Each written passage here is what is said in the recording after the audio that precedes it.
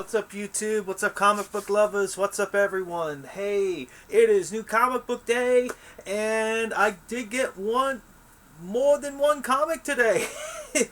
I got two. I told you, I'm cutting down, man. I am hunting down some Silver Ages, and hopefully I'll be able to show you guys something soon. But yeah, we'll see. We'll see. I got some things going here, but let's get down to it. Let's see what Marky got here. Well, the only two issues that I want to get had nothing to do with story, had all to do with cover, and I just love this artist. I think he's a nice person. I met him, and I am talking about the one and only Neil Adams, and I think everybody grab this one because the cover is friggin' awesome. This is Detective Comics number 49. This is the Neil Adams variant with the famous Batman cover, and he changed it up. He's got the Joker and Harley Quinn running, and Batman. Oh, it's just awesome cover. I love this cover, and this thing was selling out like crazy, and my store, my local store, which is very cool, was nice and kind enough to hold me a copy. That was really cool, because I also got this one of Neil Adams, since you guys know that I am a Green Lantern fan, so you know which one I'm about to show you next. It's definitely the Green Arrow with the cover swipe of Green Lantern number 76, because it's Green Lantern, Green Arrow. I have to get it.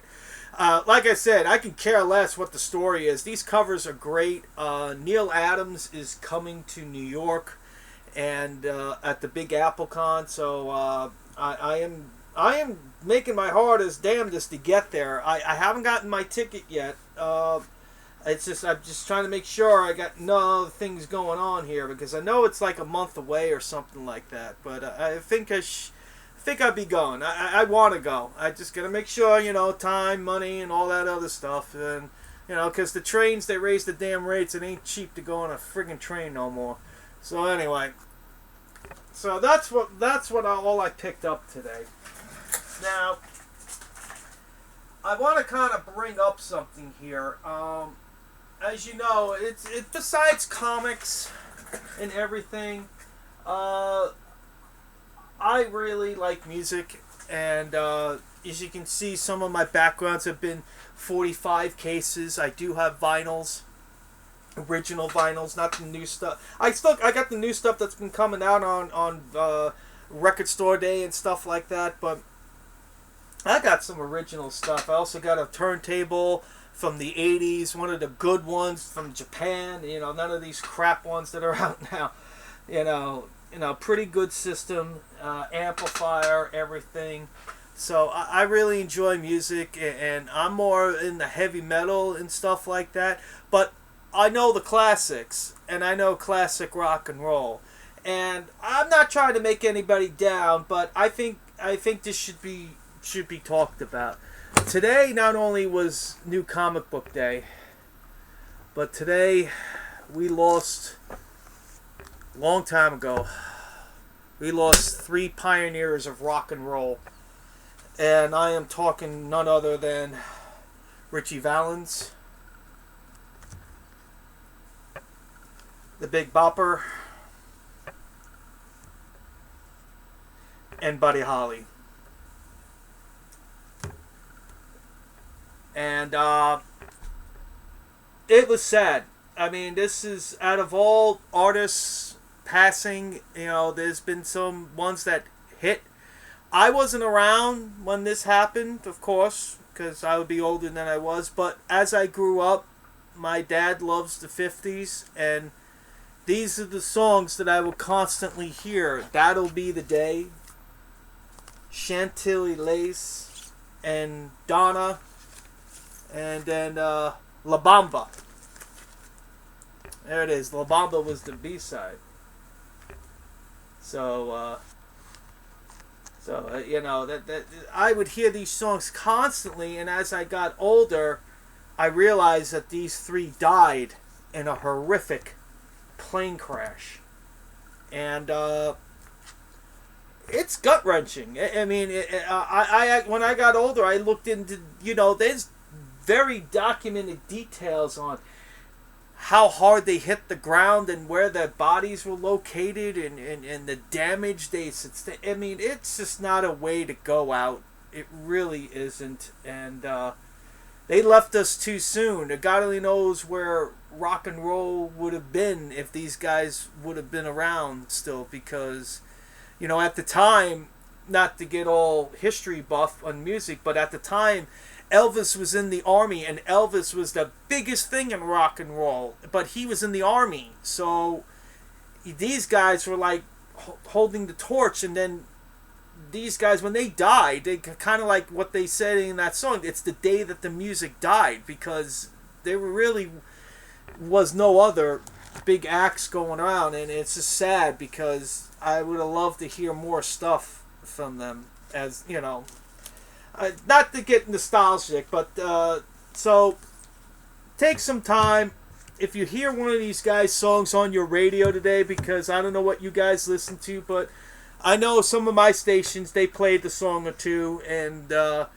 you know, just remember these three guys. Without these guys, a lot of rock and roll things would have happened. Of course, Elvis is the king of rock and roll, and you know, music is music, rhythm and blues and all that stuff. It all stems from somewhere on how we like our music now. I like the hard and heavy, crazy thrash metal stuff, and it just evolves. Music evolves, and everybody likes different tastes. Everybody likes different styles, but I always love the old rock and roll stuff. So there you go. There's my sentimental moment right there. So I'll put these back in my this is actually an original 45 case. This is my parents, you know, when they collected their records and all that. You know, I got a lot of good records in here. A lot of stuff that you will not be able to find in print anymore.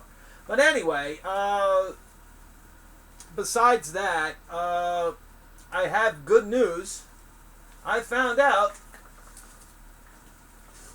that my Hawkman, which I thought was missing a staple here, as you can see, actually doesn't.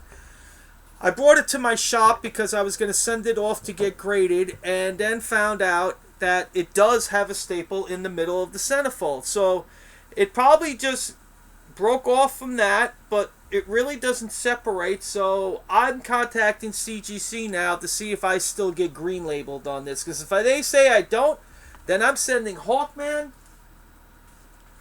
and Green Lantern #7 right to CGC. These are the two books that James O'Brien worked on and pressed and everything like that. I did say I was going to send The Crow, Caliper Presents #1, The First Crow, but when we looked at it at my shop and everything, James did tell me there was still some micro creases. It's very hard to see. I mean, but he had a lot of light in the store, and then I was able to see him, and he's like going, you might get a 9.6, but he gave me a great idea, and I'm stupefied why I didn't think of it. He told me, instead of just grading the book as it is right now, giving it a regular grade, why don't you get it signed by James O'Barr, or maybe make him do a sketch or something like that on it somewhere. That would give you a better, he said, if you're looking for a value of a book, that would actually give this book a little bit more value if it's a lower type of grade. But you should be in the 9s, he told me. So I'm going to wait for James O'Barr to come around. So if you know if he's coming around, let me know. Maybe I might send you this book and to get autographed or something. But my comic book store guy said he's going to New York Comic Con. If he does come, he said he will take my book also. So that would be cool. That would be cool. Get James O'Barr's autograph on this. So, and also we got Shazam. I'm going to hold off on him, because I'm probably looking about maybe almost a 9. Maybe an 8.5, 8.7, somewhere in there. It's a really flat book now. I mean, he straightened it out. But, you know, I got that water stain and I got that staple stain. You know, if I can try, I'm going to try to find maybe another copy, but without going broke, of course. I refuse to pay the prices that they're going for $40, $50. That's insane.